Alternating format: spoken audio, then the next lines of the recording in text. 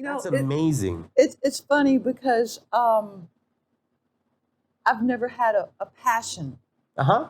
I I've done things that I enjoy doing, Right. but it's not like what I imagined a passion would be. Mm-hmm.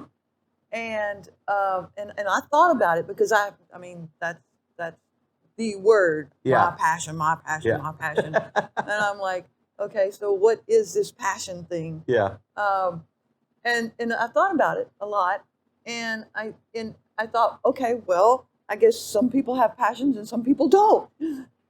Very, very much so. I believe that. I think people can go through life and never have a hobby, never have a passion. They go to work, they just go through the motions, you know?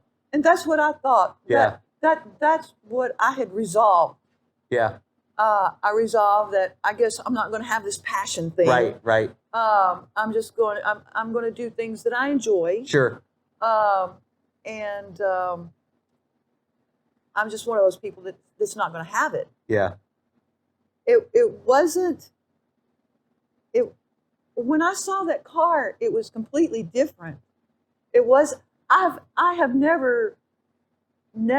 Okay, I've seen cars that I say, oh, that's a nice car. Sure. You know, growing up and being an adult and that kind of thing. Yeah. I said, that's a nice car. I like that car. Yeah. And I've often people that talk about, oh, this is my dream car.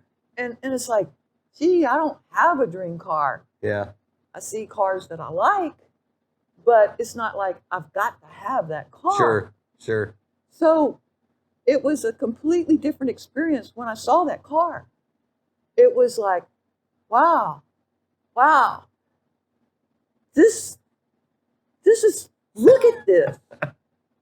And I didn't plan on buying a car. Sure. When I came home. Yeah. What I did was I had taken pictures of it, you know. Of the drift car when you were there. Of the drift car that I fell in love with.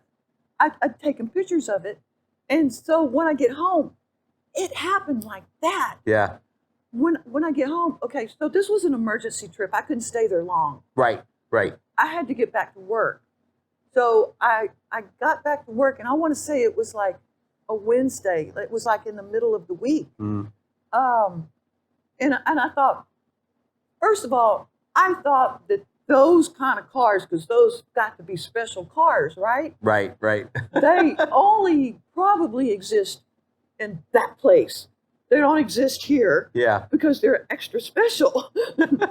So, but I thought, I'm just going to get online. I'm at work now. Yeah. I want to get online and see what's out there.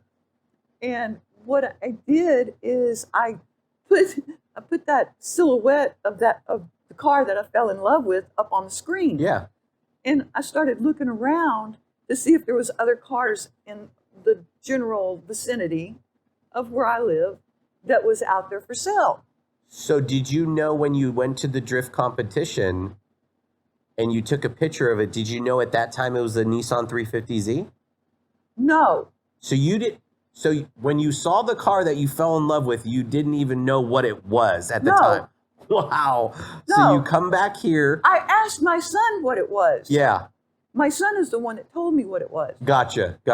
And he got the year wrong. I forgot what year that particular car was, but my son told me it was an 04. Gotcha. So I started looking for an 04. Well, I couldn't find an 04, and the only cars that I could find that had that silhouette was the 03. Okay. And so I pulled two of them up, and I found one that looked like almost identical. Right. To the picture. Yeah. And it happened to be local. So I'm like, I'm just gonna email them, ask them about it. I'm not buying the car. That's how it all starts. I'm not going to buy the car. I'm just going to find out about it. Yeah. So I emailed them, and this was on a Friday. And he emailed me back immediately the same day. Yeah. And he says, you're in luck. We still have it. Do you want to come out and look at it? and or do you want to come out and see it? And I was like, well, it is Friday. I've got tomorrow off. It's not going to hurt just to look at it. So I'm like, sure, I'll just go look at it. Yeah. So I went Saturday, and I looked at it. That's a whole nother story. Where it is, I'm thinking dealership, dealership with cars lined up that. Yeah. It wasn't a dealership like that. It was like in an industrial area. Yeah, there was no cars out front. Oh, so you went into like a big building. Yes. Okay. But it was in industrial areas where there's like door after door after door, Yes. And you have to walk upstairs. So I'm like trying to figure this whole thing out, right? Yeah. So I walk in, and the guy, it's a lobby, and there's still no cars. Right. And I can't figure it out. But a guy comes out, and I had made an appointment, and he knew I was a lady, and he asked me, he goes, "Are you here for the 350Z?" And I'm like, "Yeah." Yeah. He got the biggest grin on his face. You did. Listen. Oh my gosh. I'll touch base on the biggest grin on people's faces. Go ahead. Gosh. I got to circle back to that. and that grin never left his face. Yeah. Never, ever. Yeah. But I'm like, yeah, I'm here for the 350Z. And he goes, okay, he goes, well, I'll pull it around and I'll show it to you. So he walks me through these doors. Mm-hmm. And when he opens up the door, there's, I kid you not, I mean, the door could have hit this car. Yeah. There's this car that's parked right next to the door. It's a bright yellow Lamborghini. Bam! Right there. And there's all of these high performance cars parked every which way in this like humongous warehouse. Yeah. I mean, they're not lined up. There's just like crammed in there. So when I get in there, I'm like, dang, I can't afford this car. This is way out of my league. But so he pulls it up, and I look at it, and he says, "Do you want to drive it?" And I'm like, sure. So he pulls it around front. I meet him in front, and he lets me drive it. Okay, now it's a standard. Okay, it's a 6-speed. Yes. I learned on a standard, so I know how to drive a standard. Yeah. But I learned on a Volkswagen Beetle, and it was 4-speed. Gotcha.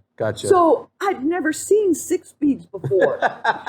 So I'm trying to figure out, okay, what do you do with these other 2 gears? So I take it for a little test drive.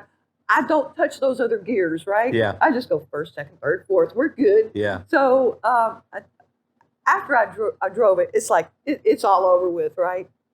So we go inside and we start talking, money. Right. And you've got to understand, I'm thinking, I can't afford this car. There's no way I can get this car. It's out of the question, but I want this car. So what happened was I had sold a house, and I had equity in the house. Gotcha. I purchased another home. Yep. So I still had a stash of equity. I was using that equity for remodeling on my home. Okay.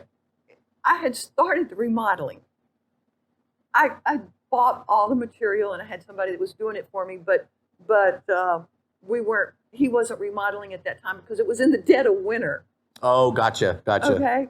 So I have all this material in my house.